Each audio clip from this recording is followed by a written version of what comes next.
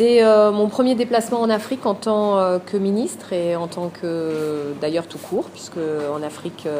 de l'Ouest, je n'étais jamais venue avant de venir ici au Sénégal. Et c'est important pour moi de venir ici parce que ça met en cohérence ma mission en tant que ministre des Sports, puisque depuis de nombreuses années, il y a des relations de coopération entre le Sénégal, la France, dans de nombreux domaines, et notamment le sport. Et je voulais saluer la force de notre coopération bilatérale, justement, dans ce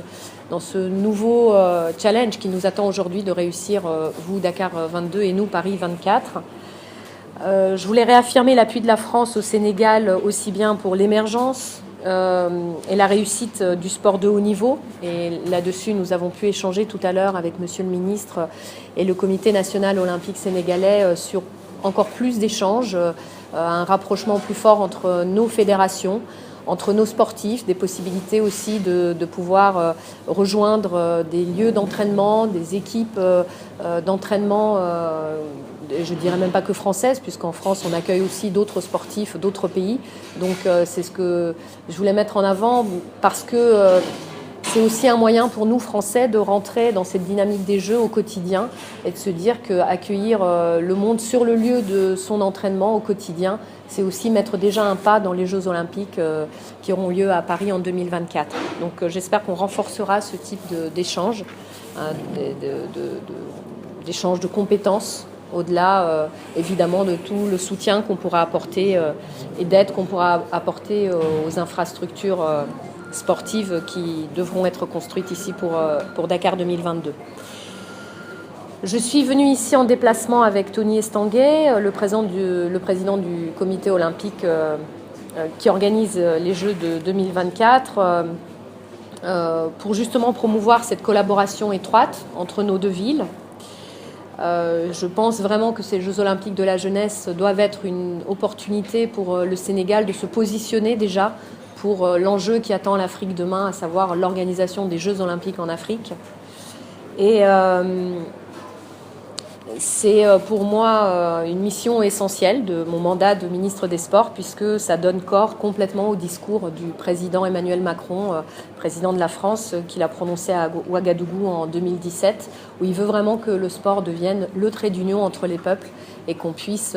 à partir du sport, irriguer aussi beaucoup d'autres domaines de la société. On a pu l'évoquer aussi ensemble, comme le développement durable, la responsabilité face à la pollution, qu'elle soit climatique, qu'elle soit maritime, et puis aussi la santé, le domaine de la santé et de l'éducation. Donc c'est vraiment un challenge, je crois, qui nous est commun. On le mène aujourd'hui en France en essayant de se rapprocher le plus possible des politiques, des autres politiques du gouvernement. Et je pense que c'est un véritable enjeu aussi de votre côté. J'ai pu constater effectivement en quoi le sport pouvait être ce trait d'union lors de mes différentes visites ici à Dakar. Donc évidemment, nous avons visité les deux sites que nous avons vocation à accompagner, dont nous avons vocation à accompagner la rénovation, le stade Iba Mar Diop et la piscine olympique, dont la rénovation serait confiée avec un financement de l'Agence française de développement. J'ai eu l'honneur d'avoir aussi cet entretien avec le président de la République du Sénégal et l'honneur d'avoir été également médaillé de sa part aujourd'hui, donc j'en suis très honorée, puisque c'est le premier président de la République que je rencontre après le président Emmanuel Macron, donc voilà, ça scelle pour l'avenir. Nous avons pu ce matin aussi faire un petit déjeuner à l'ambassade avec toutes les entreprises françaises installées ici et qui ont, et je vous l'affirme, une vraie envie de s'investir pour le sport ici au Sénégal. Maintenant, il faut qu'on arrive à trouver ensemble les meilleures modalités de collaboration, parce que c'est vrai qu'elles ont, des habitudes de financement du sport qui sont celles de la France, avec des structurations spécifiques, des partenariats qui répondent à certains critères, et il faudra voir si effectivement ça rejoint ce qui peut être proposé aussi ici au Sénégal. Nous avons visité plusieurs acteurs de terrain, parce que c'est à ça que je tiens aussi, c'est que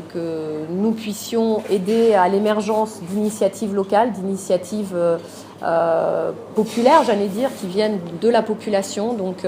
nous avons vu Dakar Sacré-Cœur, une association qui œuvre pour l'accession au niveau, mais surtout pour le développement du sport et l'accès du sport pour tous. Ce soir, nous allons à Diambar et nous avons aussi cherché à soutenir quelque chose dont le président Emmanuel Macron, qui lui tient aussi beaucoup à cœur, c'est que nous puissions aider ensemble la diaspora sénégalaise présente en France, qui souhaiterait revenir ici pour porter un projet sportif, un projet social ou citoyen. On l'a vu ce matin avec la visite de l'académie de boxe de Souleymane Mbaye, qui effectivement,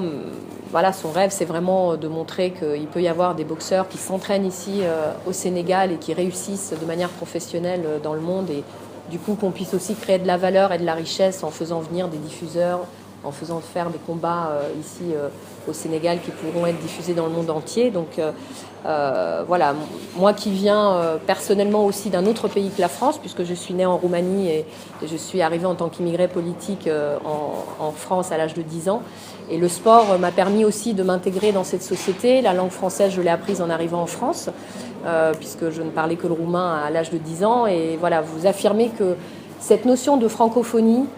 moi, me tient particulièrement à cœur, et cette idée aussi qu'on peut réussir, s'intégrer et trouver sa place en fait dans la société grâce au sport. Je pense qu'elle peut parler non pas seulement à des personnes qui viennent de l'étranger rejoindre un pays, mais aussi à des personnes qui se sentent pas forcément comme partie intégrante d'un pays parce qu'elles ne sont peut-être pas encore assez reconnues. Et je pense que le sport peut être un véritable outil pour ça, d'intégration sociale et de recherche de l'égalité des chances. Et je finirai en mettant un accent particulier sur l'égalité des chances entre les femmes et les hommes, parce que voilà, c'est vraiment un axe qu'on développe aujourd'hui beaucoup en France et sur lequel on insiste. Que le mouvement sportif arrive aussi à parler de parité pour l'accès au sport pour tous, et aussi aux instances de gouvernance des fédérations et en politique également.